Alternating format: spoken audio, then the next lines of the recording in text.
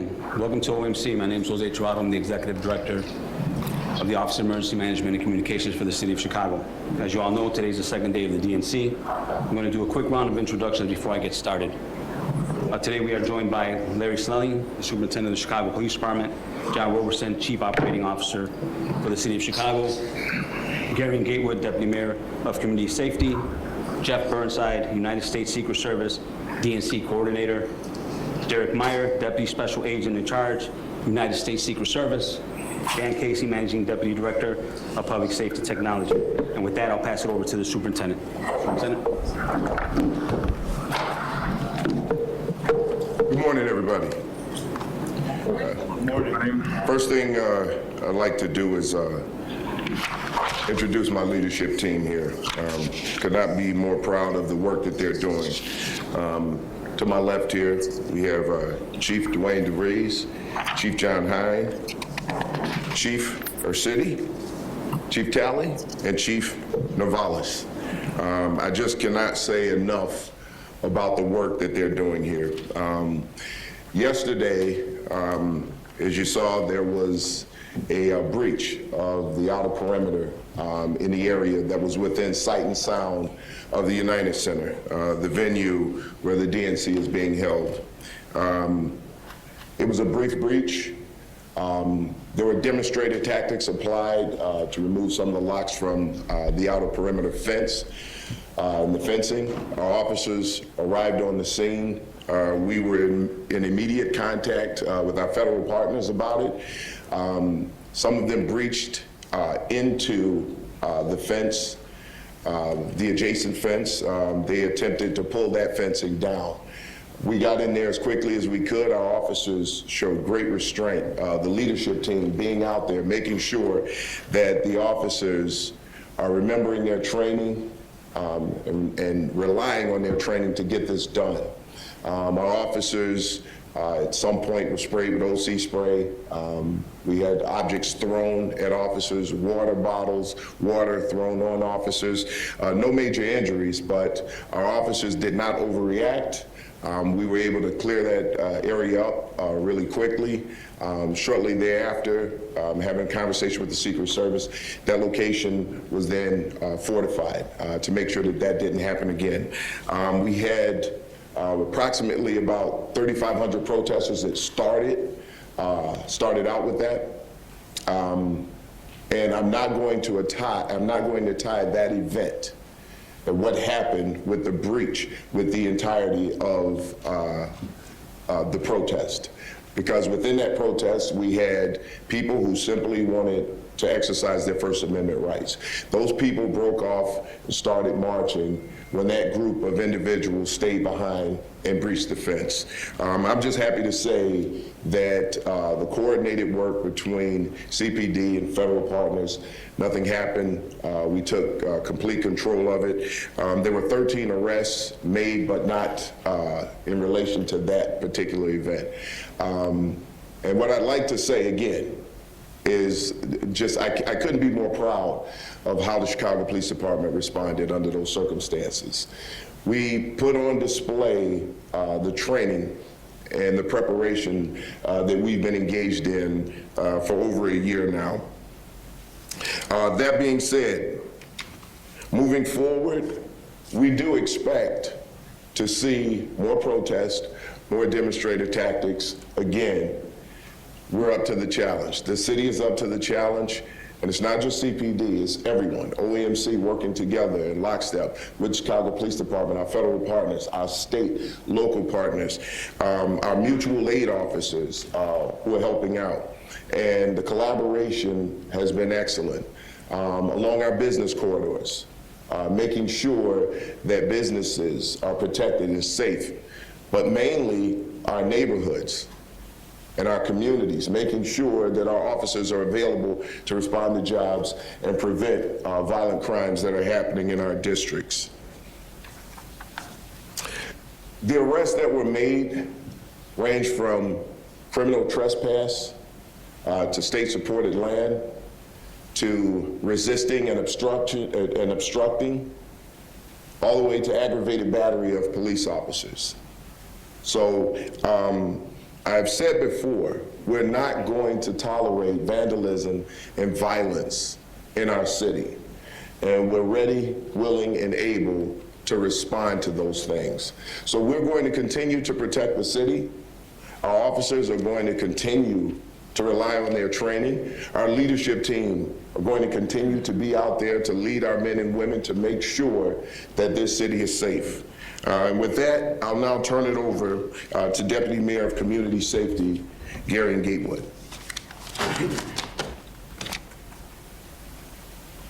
Good morning. As the superintendent mentioned, the city is ready. The city has always been ready. This is what we do. We show up for large events and we coordinate.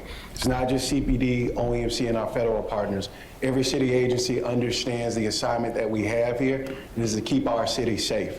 From any block that you're on to the DNC, it's our responsibility to keep the city safe.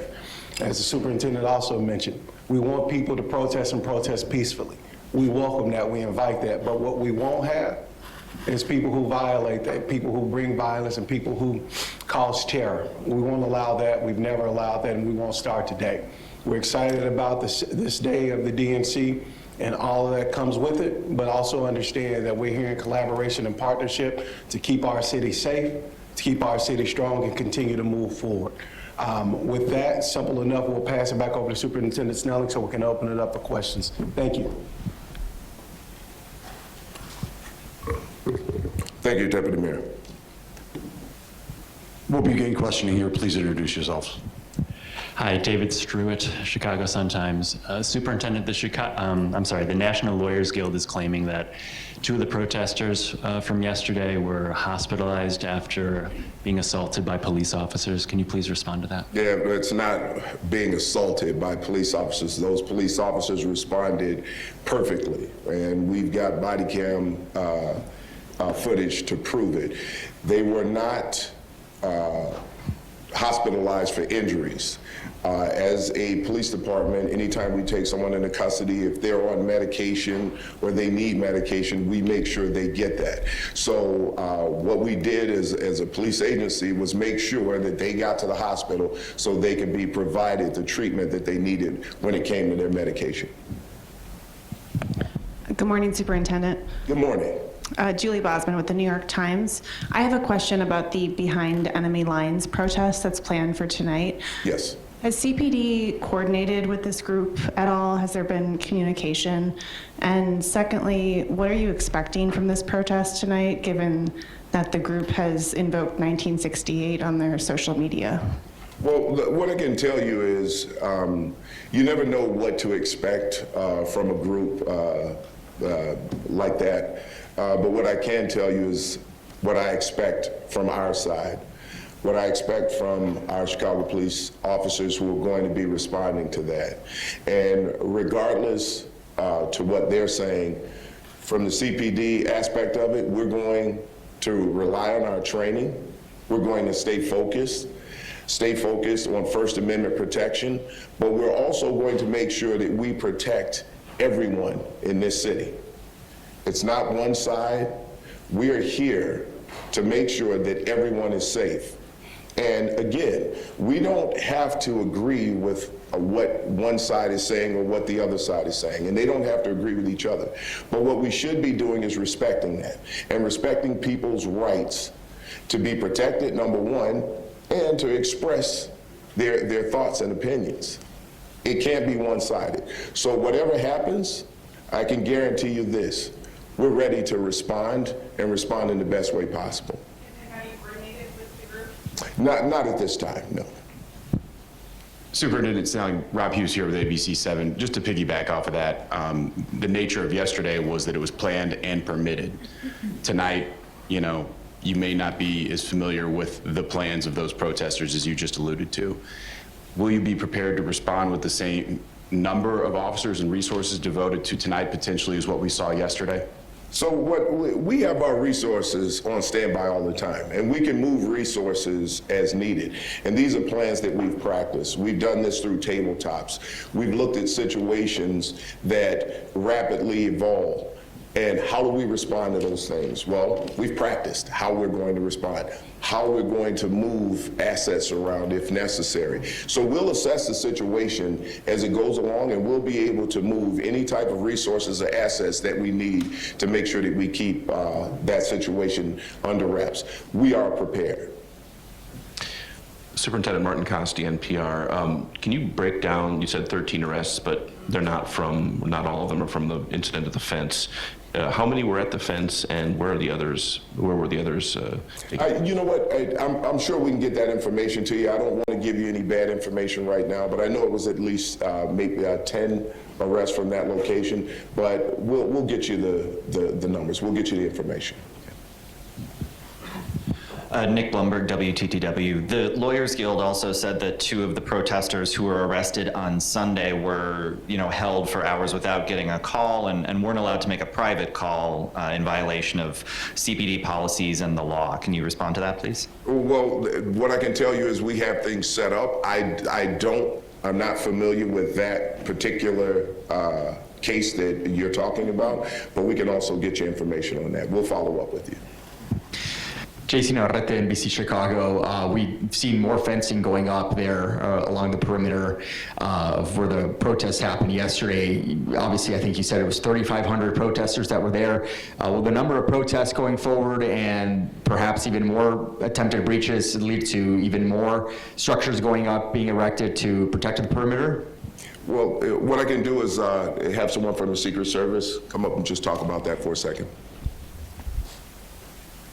Thank you, Superintendent Stelling. My name is Jeff Burnside. I'm the Secret Service Coordinator for the 2024 DNC. So this is a national special security event, which means that we take a multi-layered approach to all of our security measures, and we're constantly working with our state, local, and federal partners to evaluate, make improvements, make adjustments, and that's all we're doing. Our plan was in place. Our plan worked.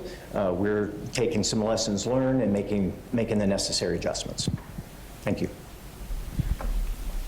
Good morning, Superintendent Carmen Vargas with Univision.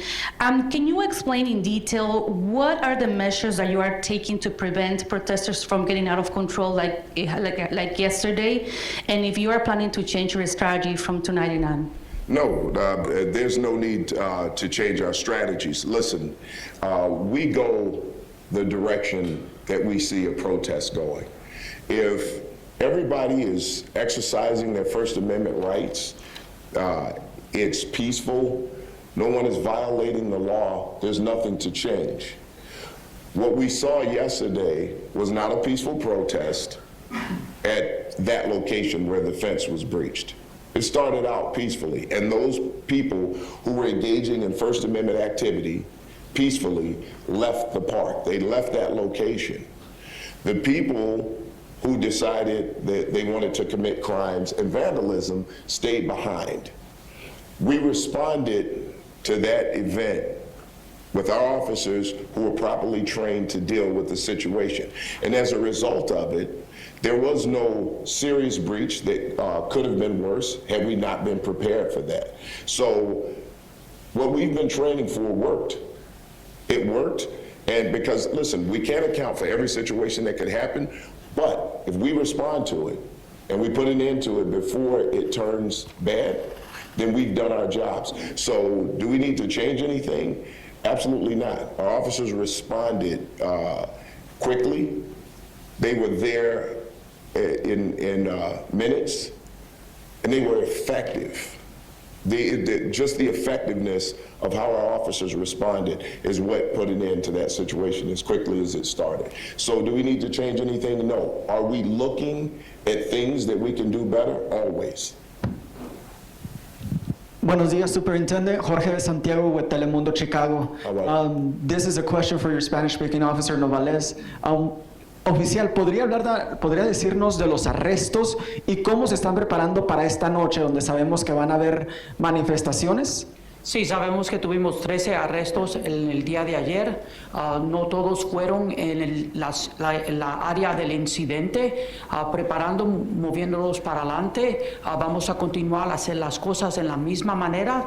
Entrenamos, planeamos y se vio ayer. Cuando pasó ese incidente, respondimos en la manera que fuimos entrenados y vamos a continuar a hacerlo así. Muchas gracias. Good morning, Superintendent. Good morning. Sam from the Tribune. How are you, Sam? Very well, thank you. Yesterday in the afternoon between approximately noon and 6:30, there were 3 fatal shootings citywide. I'm just curious what kind of conversations you and Chief Hine are having with your 22 district commanders about deploying resources where violence is popping up during this historically violent part of the year here in Chicago. So we have our executive management meetings. As you know, Chief Hine had his hands tied up just a little bit with a small thing yesterday. But I am in constant contact with our area deputy chiefs and our district commanders.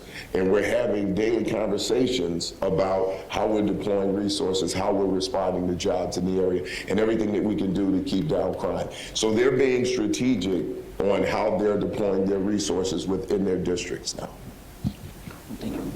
Good morning, Superintendent. Tarso Veloso with Bloomberg. How are you? Sir, you were seen along with your officers yesterday at the protest. I'm just curious to know, you can talk a little bit about why you attended versus directing the coverage from a remote location. Listen, we ask a lot of our officers. And I can show you some videos of some of the things and the nastiness that they have to endure out there. And we're asking them to be out there on their days off. We're asking them to work extended hours. The least I can do and the least the leadership team can do is be out there with them and show them that we're standing there with them and we're supporting our officers. We're supporting the department. The other thing is, if we want them to respond to the training, we need to be out there to make sure that it's happening. And we have to be out there to reinforce the message. We have to be out there in support of them, explaining to them how this is going to be effective. We have a very young department, and a lot of times these officers just need leadership. They need some guidance, right? They're great human beings, and we cannot forget about the human element of these officers out there, and the things that they're facing, the things that they're hearing, seeing on a daily basis from a lot of the protest groups. There's a lot of hate-filled rhetoric that's being thrown at them, and the physical attacks. So it's a better message if I'm out there with these officers and standing side by side and letting them know that we're there in support of them. So the one thing that has to be understood, my leadership style is these officers do not work for me. I work for them. My job is to make sure that everyone within this department has what they need to succeed. Now, am I steering the ship? Absolutely. But if we're not taking care of our team, then we're failing. And that's why you saw such a great response, because it was a top-down leadership effort to make sure that our officers are responding the way they need to. Good morning, Mac Lederman with Block Club Chicago. We were over at Park 578, which I think needs a new name at this point because it's too hard to say. But can you describe, it obviously looks a little different than it did yesterday, so can you describe exactly the additions that were made to the security fence where the breach occurred? You know what, I can have the Secret Service talk a little bit about that. So what I can tell you is that the Secret Service, working with our partners in the Chicago Police Department and other state, local, and federal partners, has looked at that area. We've made repairs to the existing fence, and then we've made augmentations in areas that we felt were necessary. It's just an adjustment as these national special security events happen that we make routinely. What are the augmentations? Well, I don't want to get into our specific means and methods for operational security reasons. Next question. Good morning, Leah Skeen with AP. I was wondering if you could clarify what happened with the buses of delegates being delayed yesterday and whether that was because of protest and police activity. Derek, you want to? Sorry. So there were some very unfortunate delays with delegate buses entering the DNC. There was a cascading effect. There was a bus accident, very minor accident, followed by a mechanical failure that closed one of our entrances, and that compounded traffic delays. We are working to make adjustments to our routes. We are working to make adjustments on our timing for that. Thank you. No. Oh, thank you. And just a quick question for Secret Service first. Megan Hickey, CBS News, Chicago. Sorry, a quick question for Secret Service, if that's okay. Having to do with the complaints about very long lines getting into the United Center. What are you hoping to change today to get people in more quickly? So we're working with our partners at the DNCC to make sure that the resources that are necessary to reduce those lines. So there's a kind of a two-layered approach to the access control. The Secret Service is responsible for screening individuals, but the DNCC is responsible for making sure that those are the people that are admitted. So they're bringing in some additional resources, and so are we. Again, it's a 4-day national special security event, and so on day one, we understand that we're going to have to make some adjustments, and we're prepared to do that. And then if you don't mind, just a quick question for Superintendent Snelling as well. We did speak with 2 protesters, or I guess arrestees, who said they weren't involved in the fence breach, they were in the wrong place at the wrong time. Do you have body camera video of every arrest, and what role does that type of evidence play? Yes, we do. And sometimes being in the wrong place at the wrong time is indicative of the choices that you make to engage in criminal activity. Good morning. Reese Debo with the Washington Post. I'm just looking for some more clarification on the arrests. I heard reports from the Lawyers Guild that there were arrests made overnight, and then I understand the arrests made at the breach incident. So could you comment on the overnight arrest and just tell us a little more about what? I'd have to get information to you about that because I don't have the information I need to know specifically what it is, but we'll get some information to you on that. Okay. Good morning.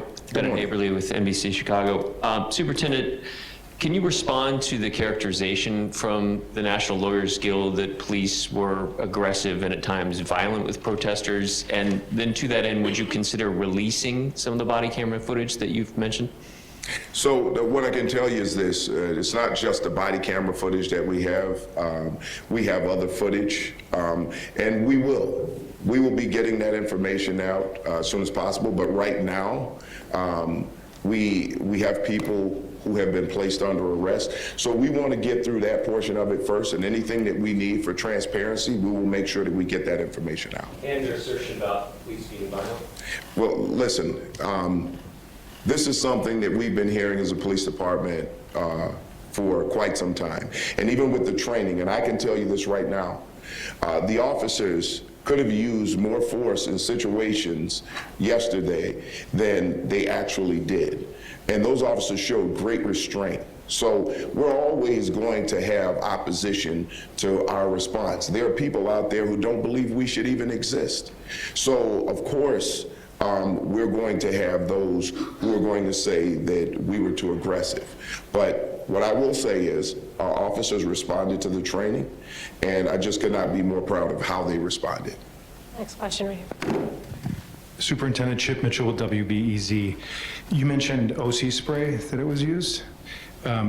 Could you describe how many officers used the spray? Who were the targets? What prompted it? Were the targets of the spray actively resisting? The officers were the targets. Those officers did not. No one discharged OC spray from CPD. Protesters used it. Protesters used it against our officers. And that was at the breach site? That was at the breach site, yes. Hi, Roseanne Tejas, Fox 32. A couple of quick questions. One, Do you know anything more about the protesters who were arrested that you described as agitators and separate from the group? Are these people who are known to Chicago police already? Right now, I don't have that information, but what I can tell you is this, you know, you're always going to have people within a group that large who have their own personal agendas. And we can't say that we know all of them.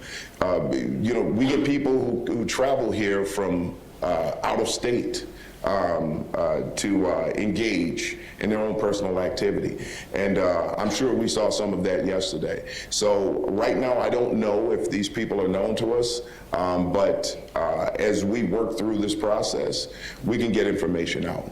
And finally, are there other measures aside from focusing on the fencing and fortifying the fencing? Any other security measures that will be different going forward for the next protests? Well, listen, I think fortifying the fencing right now was one of the most important things that we can do, because we recognize a level of demonstrative tactics within the crowd that led to the breaching of the fencing.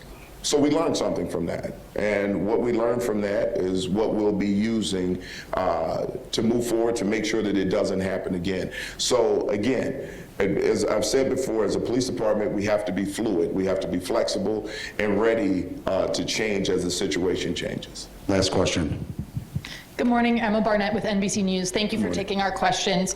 I just want to know if you're able to share the names of the people who were arrested as well as where they're from. And also, can you describe any injuries that officers experienced yesterday? So I'm not going to share any names of any of the arrestees at this time. But what I will say is minimal injuries to our officers, just you know, being sprayed with OC spray. It doesn't necessarily cause any serious damage unless it's some type of reaction to the chemical or the pepper spray.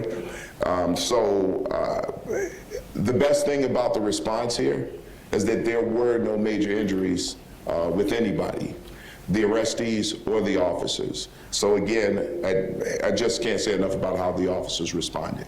Thank you. Well, hold on, I just want to make one point, because this is important.